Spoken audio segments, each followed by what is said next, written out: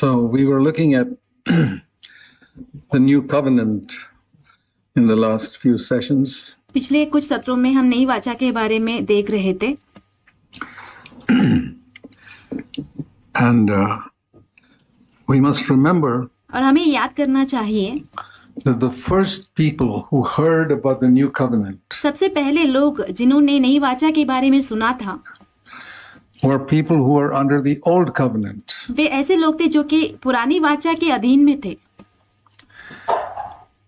And therefore they could appreciate it more. इसलिए वे लोग इसे ज्यादा सराह पाए. The tragedy with Christians today आज के मसीहों के साथ की दुखद बात यह है is they've never been under the old covenant. कि वो कभी भी पुरानी वाचा के अधीन थे ही नहीं. They straight away hear about the new covenant वे सीधा नई वाचा के बारे में सुनते हैं and they can't appreciate it enough.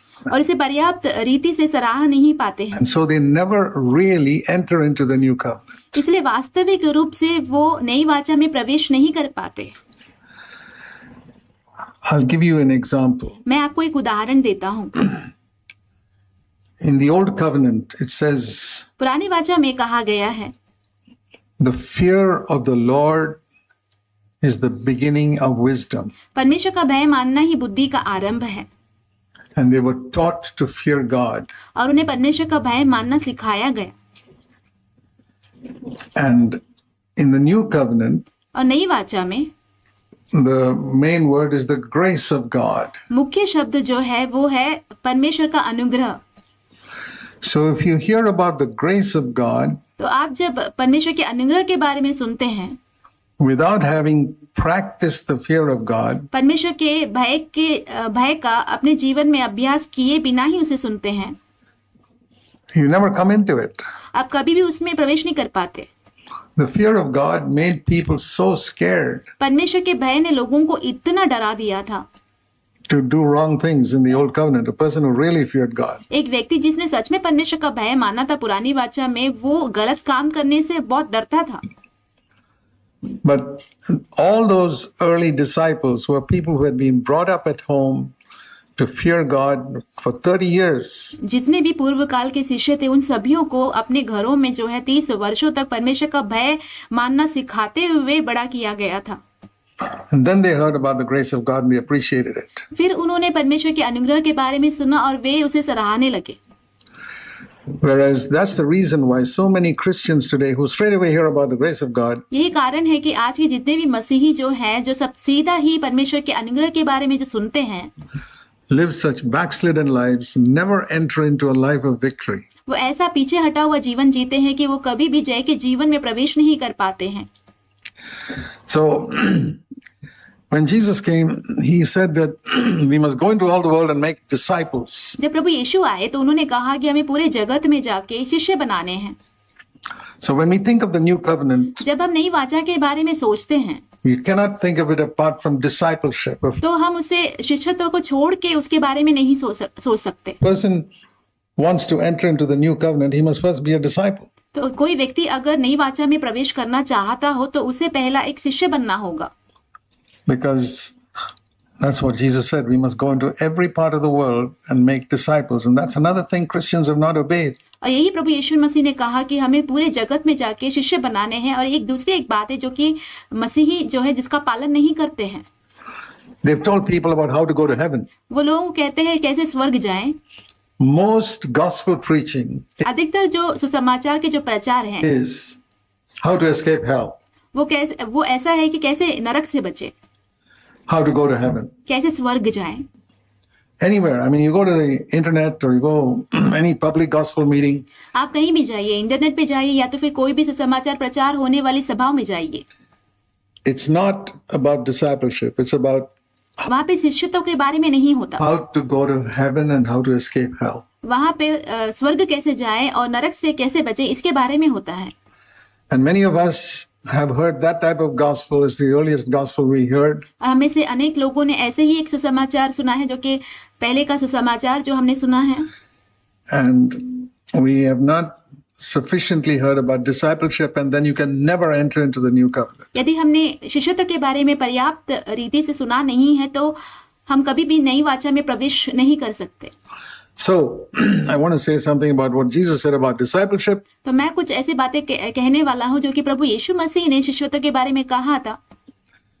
If you want to enter the new covenant. यदि आप नई वाचा में प्रवेश करना चाहते हो तो Luke chapter 14. लूका उसका 14वां अध्याय, Luke 14. Luka 14, It says great crowds were going along with Jesus. यहाँ पे कहा गया है कि बड़ी भीड़ जो है प्रभु यीशु मसीह के साथ जा रही थी।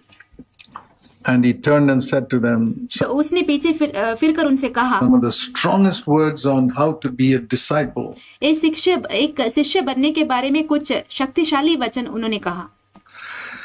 Now, today, if great crowds come to hear a preacher or a pastor, आज अगर कोई बहुत बड़ी भीड़ एक प्रचारक को या तो फिर कोई पासबान को सुनने आता है, they say, let's pass the offering bag वो कहते हैं कि चलो हम दान की जो थैली है उसे घुमाएं before this crowd goes away. ये भीड़ यहाँ से जाने से पहले ही। That's a sad state of Christendom today. आज की मसीहत की सबसे दुखद एक स्तर है ये, That they're more interested in collecting money from these people जहाँ पे लोग जो है ज्यादा दिलचस्पी इस बात पे रखते हैं कि लोगों से पैसा इकट्ठा किया जाए than leading them to become disciples. इसके बजाय कि उनकी अगुवाई एक शिष्य होने के लिए किया जाए। There are very few churches that consistently preach discipleship. बहुत ही कम कलीसियां ऐसी हैं जो कि लगातार शिष्यत्व के विषय में प्रचार करती हैं। There are thousands of churches that just collect money. हजारों कलीसियां हैं जो सिर्फ पैसे इकट्ठा करती हैं। So what are the conditions of discipleship he gave here? तो यहाँ पे प्रभु ने शिष्यत्व के बारे में कौन से शर्त दिए हैं? 3 times he said here in verse 26 to 33. यहाँ पे प्रभु ने 3 बार कहा है, वाक्य 26 से लेके 33 तक, Cannot be my disciple, he cannot be my disciple, he cannot be my disciple. वह मेरा चेला नहीं हो सकता, वह मेरा चेला नहीं हो सकता, वो मेरा चेला नहीं हो सकता। So we want to look at those 3. First of all, तो हम इन तीनों बातों को देखने वाले हैं। सबसे पहले in verse 26, वाक्य 26 में the 3 conditions of discipleship. शिष्यत्व के 3 शर्तें।